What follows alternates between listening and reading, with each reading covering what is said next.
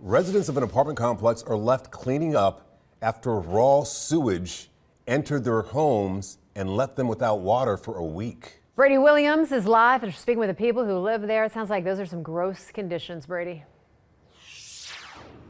Very, very, very, very gross. What I'm standing in front of right now is what really remains of a lot of this corner of the parking lot, because a lot of work had to be done to get to a pipe that was causing this issue. The good news, the water has been restored today. The bad news is for folks who live on the bottom floor of this building, there was raw sewage in there that caused this issue.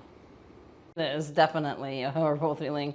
I was panicking, like, oh my God, what do we do? What do we do? Desiree Haynes and Jonathan Asbury were celebrating their daughter's 11th birthday when water first started leaking out of this pipe onto the floor.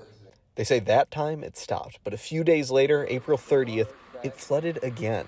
It was raw sewage water. It actually, we opened our door and there was poop on right in front of our door.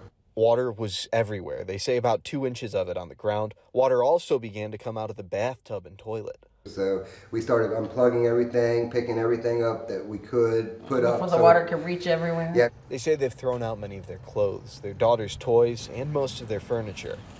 Our mattress, I think our mattress got wet, so we're working on throwing it away, but we didn't have nothing to sleep on. And what even is this? It's toilet paper and all that, it's sewage. Okay. For the past week, the whole building had the water shut off while maintenance dealt with the issue. You never know how much you really need water until you don't have it. Lindsay Beachel, who lives on a higher floor, has had to use the bathroom in one apartment in a neighboring building. Everyone in the building had to, including her 2 sons. They're not happy about it. That's why my youngest said, no, I'm staying with a friend.